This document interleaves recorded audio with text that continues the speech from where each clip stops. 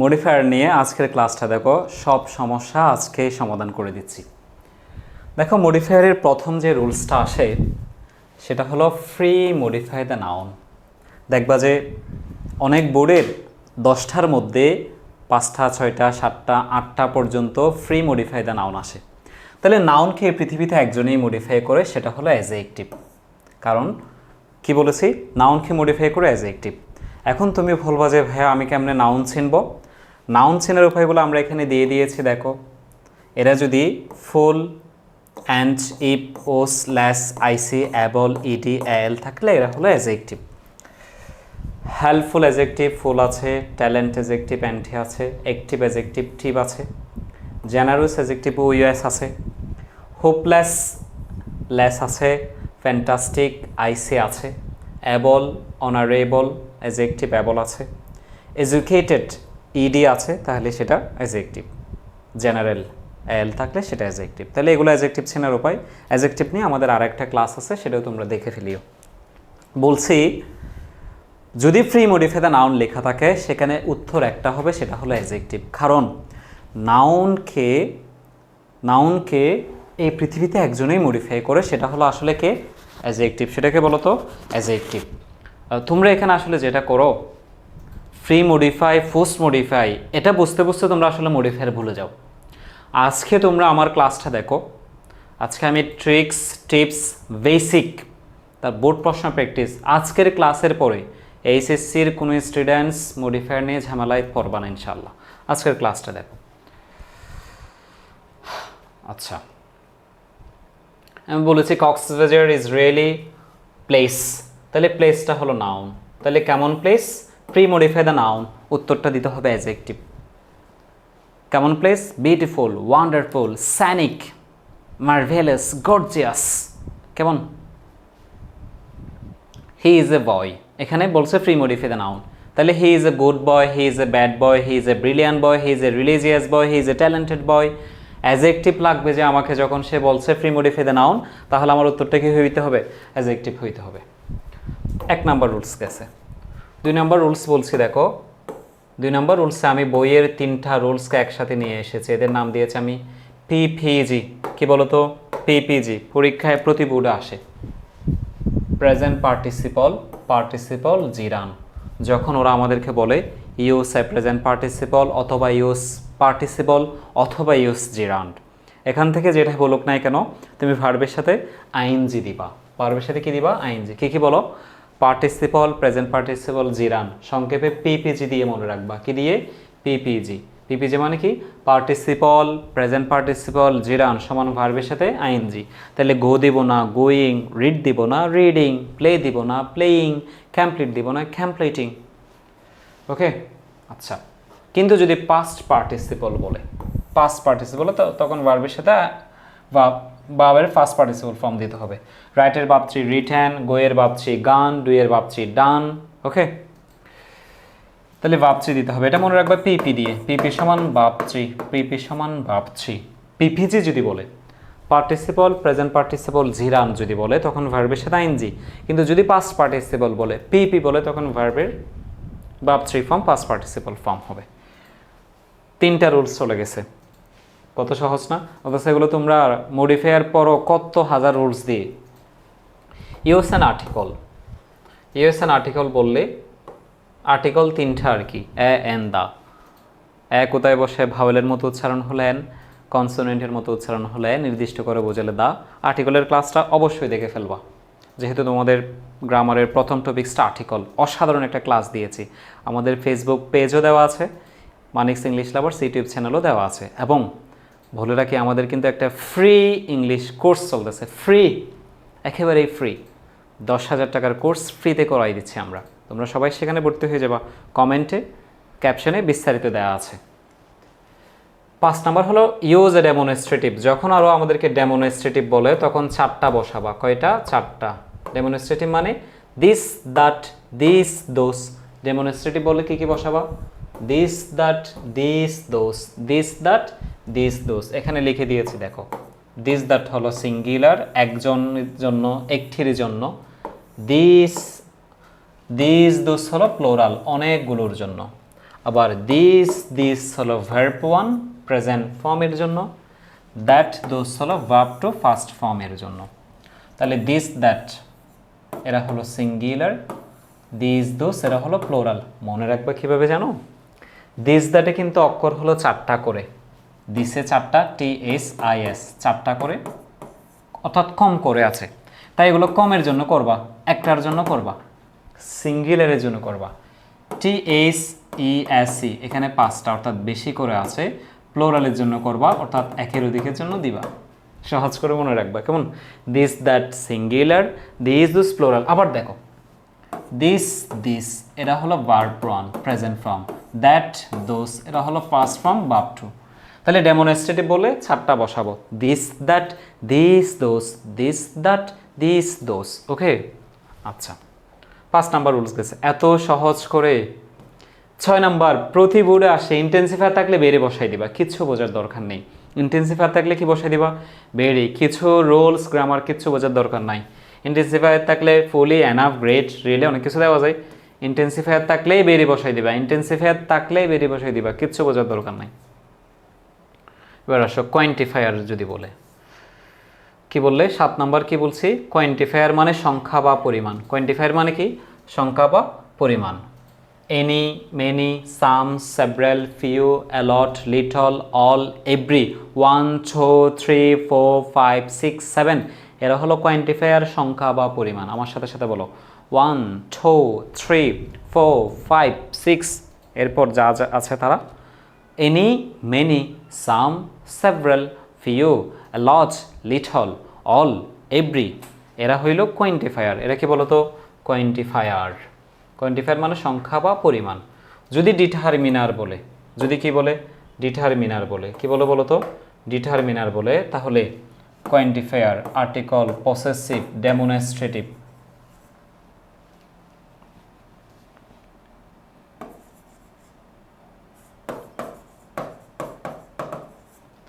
Quantifier article possessive demonstrative এরা সবাই হলো determiner. Quantifier article possessive demonstrative এরা সবাই হলো determiner. Quantifier article possessive demonstrative এরা সবাই হলো determiner.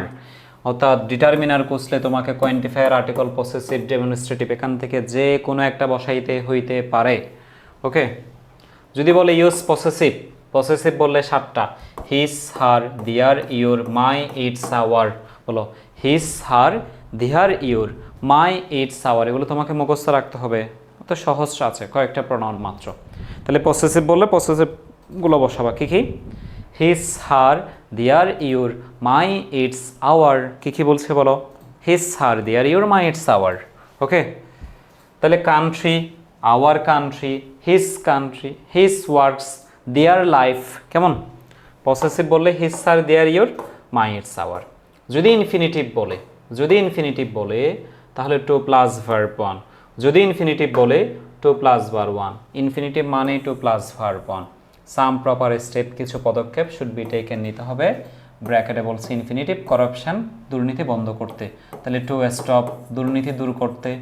To remove, two eradicate, দুর্নীতি কন্ট্রোল করতে। To control. তাইলে তোমার উত্তরটা 2 প্লাস ভার্ব 1 দিতে হচ্ছে, যে উত্তর অনেক রকম দিতে পারবা। To remove, two eradicate, to control, to stop, অনেক রকম দিতে পারবা। কিন্তু যেহেতু ব্র্যাকেটে ইনফিনিটিভ বলেছে তাহলে 2 প্লাস ভার্ব 1 দিতে হবে। অনেক সময় ওরা ইনফিনিটিভ না ফ্রেজও বলে। এই ফ্রেজটা কিন্তু শুধু ইনফিনিটিভের ক্ষেত্রে না, এটা প্রেপোজিশনাল ফ্রেজ বলে, অ্যাডভার্বিয়াল ফ্রেজ বলে, পার্টিসিপল ফ্রেজ বলে, বিভিন্ন ফ্রেজ বলে। ফ্রেজ মানে ফ্রেজ নিয়ে তোমাদের আরেকটা ক্লাস দিব, প্রেপোজিশনাল ফ্রেজ, অ্যাডভার্বিয়াল ফ্রেজ, এভাবে একটা ক্লাস দিব।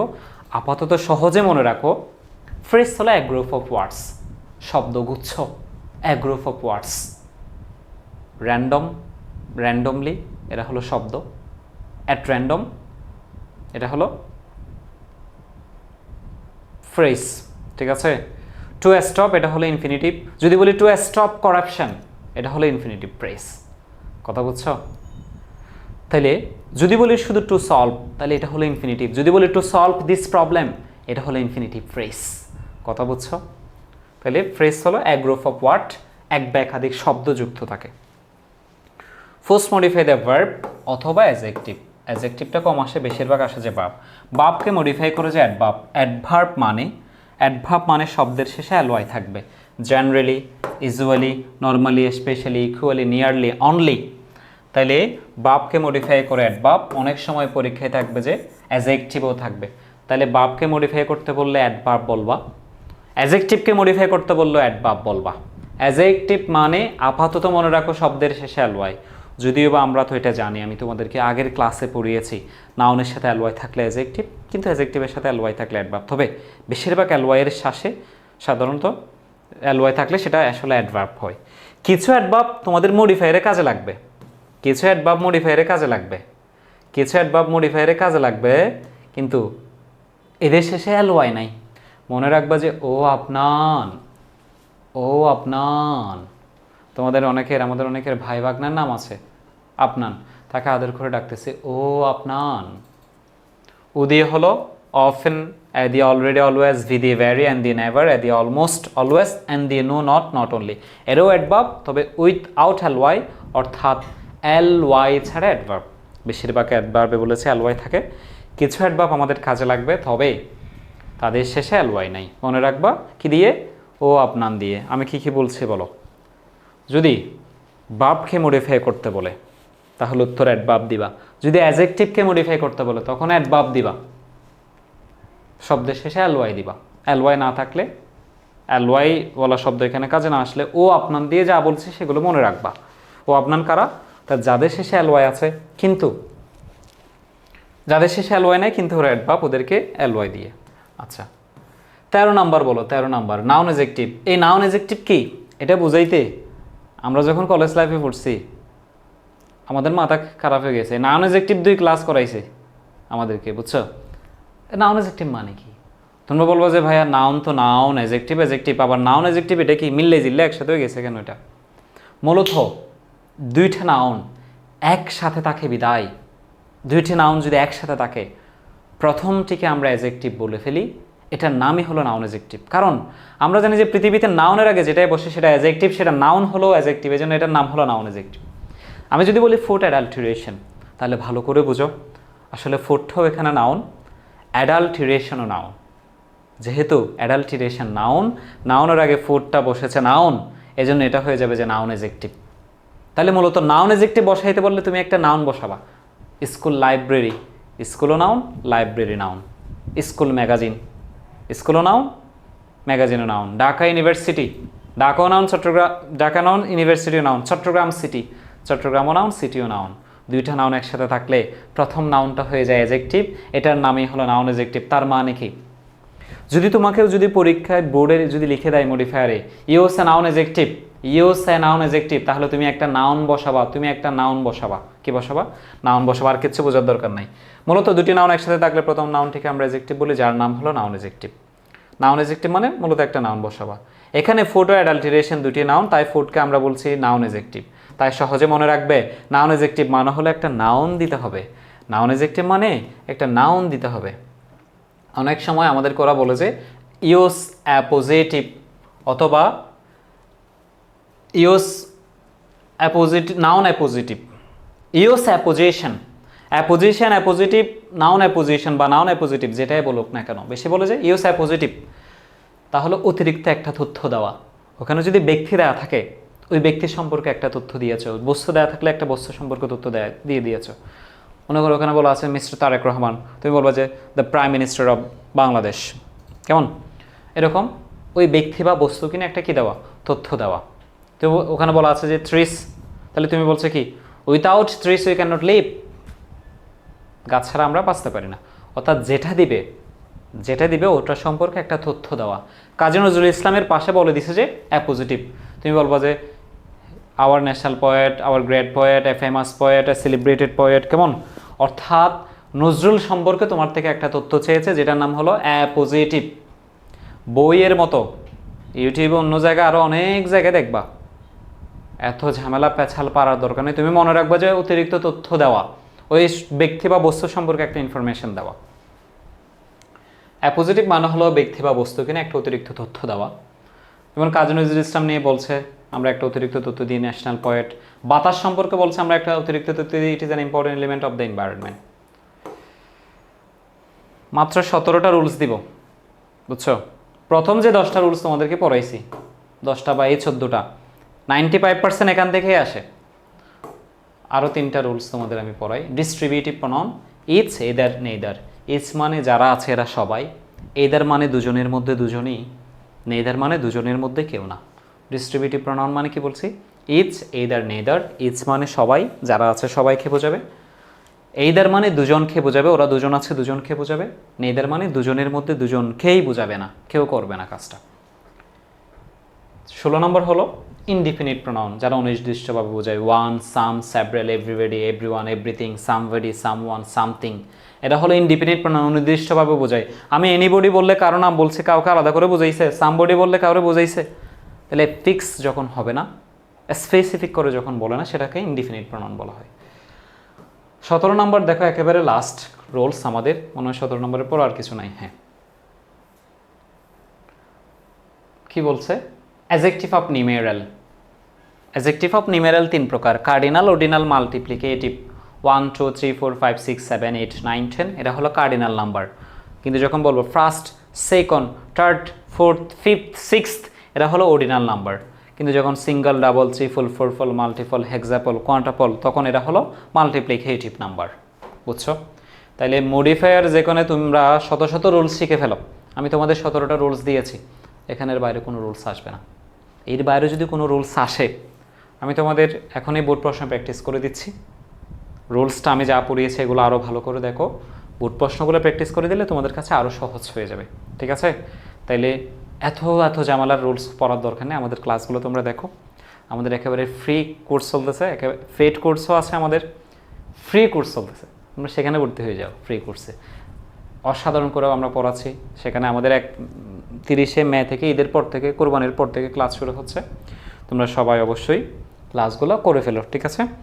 তাহলে পরের ক্লাসে আমরা বোর্ড প্রশ্নগুলো প্র্যাকটিস করে ফেলি। ওকে? আচ্ছা, modifier SSC board question practice. Okay? আচ্ছা, এই পর্বে আমরা তোমাদের এইচএসসির এবং আলিম পরীক্ষার্থীদের মডিফায়ার বোর্ড প্রশ্ন প্র্যাকটিস করা শুরু করছি। ওকে? তাহলে দেখো, দু একটা বোর্ড প্রশ্ন তোমাদেরকে আমরা এখানে প্র্যাকটিস করিয়ে দিই। Arsenic is pre modify the noun. নাউনকে যেই মডিফাই করতে বলে, উত্তরটা বলেছিলাম অ্যাজেক্টিভ হবে। এটা আমি বুঝে গেছি কিনা বলো? প্রি মডিফাই দ্য নাউন বললে আমার উত্তরটা অ্যাজেক্টিভ হবে, যে এটা আমি বুঝছি কিনা বলো? তাহলে আর্সেনিক ইজ সাবস্টেন্স, আর্সেনিক একটা উপাদান। এখন তুমি বলো এটা কি উপাদান? আর্সেনিক একটা ক্ষতিকর উপাদান, আর্সেনিক একটা বিপজ্জনক, বিষাক্ত। তাহলে প্রি মডিফাই দ্য নাউন মানে উত্তরটা অ্যাজেক্টিভ হবে। আর্সেনিক একটা খারাপ উপাদান, সাবস্টেন্স একটা নাউন, নাউনের আগে যেটা হবে প্রি মডিফাই দ্য নাউন, সেটা অ্যাজেক্টিভ হবে। অ্যাজেক্টিভটা এক কোটি রকম হইতে পারে: ডেঞ্জারাস, ডিট্রিমেন্টাল, হার্মফুল, টক্সিক। এগুলো যে অ্যাজেক্টিভ কেমনে বুঝলাম? বলে দিছি না, আমাদের রুলসের ক্লাসে বলে দিয়েছে। যারা রুলসের ক্লাস দেখো না, অবশ্যই রুলসগুলো দেখে নাও আগে। প্রি মডিফাই দ্য নাউন থাকলে অ্যাজেক্টিভ, অ্যাজেক্টিভ কেমনে চিনব? টক্সিক অ্যাজেক্টিভ কেমনে চিনছে? আইসি আছে, হার্মফুল ফুল আছে, ডিট্রিমেন্টাল এল আছে, ডেঞ্জারাস উইএস আছে। ওকে? পয়জনাস বিষাক্ত ওইএস আছে। ইন্টেন্সিফায়ার থাকলে বলেছিলাম বেড়ে বসাই দিতে, কিচ্ছু বোঝার দরকার নাই। কে কোন স্যারে কি কথা বলবে এগুলো কিচ্ছু বুঝবে না। ইন্টেন্সিফায়ার আছে, বেড়ে বসাই দিবা। ঠিক আছে? It is very dangerous for human health. ব্র্যাকেটে কি বলছে দেখো, oh my God, use a demonstrative, demonstrative ব্যবহার করো।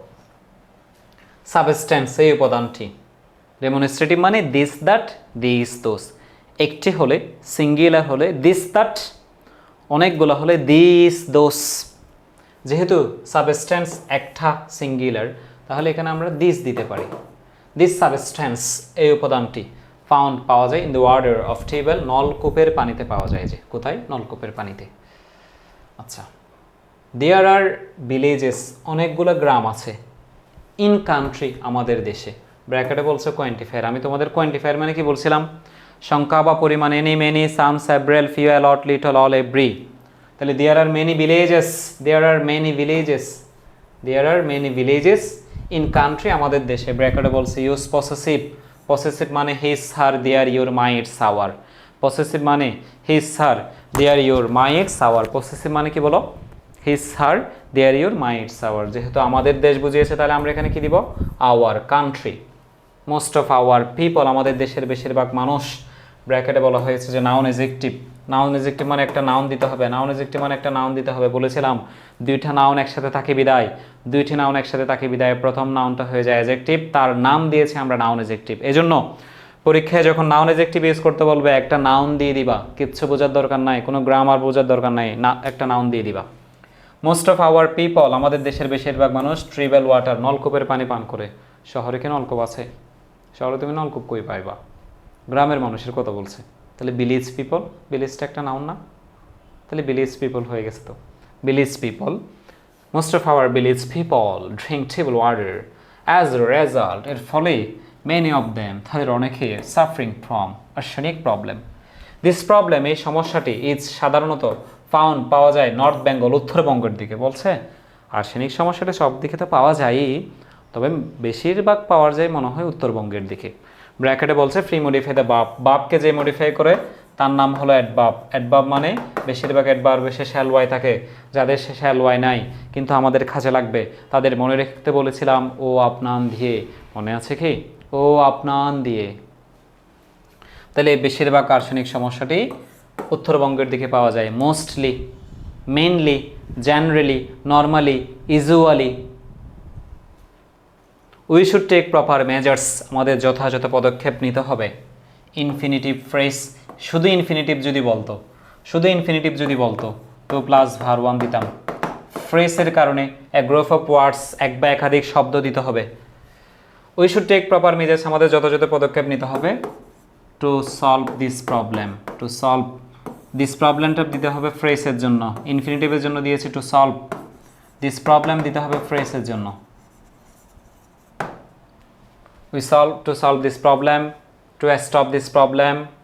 এখানে আমরা উত্তরে আর কি দিছি দেখো। টু রিমেইন সেফ, পানিগুলো নিরাপদ রাখতে। টু রিমুভ দিস প্রবলেম, সমস্যাটা দূর করতে। টু পিউরিফাই দ্য ওয়াটার, পানি পরিষ্কার রাখতে।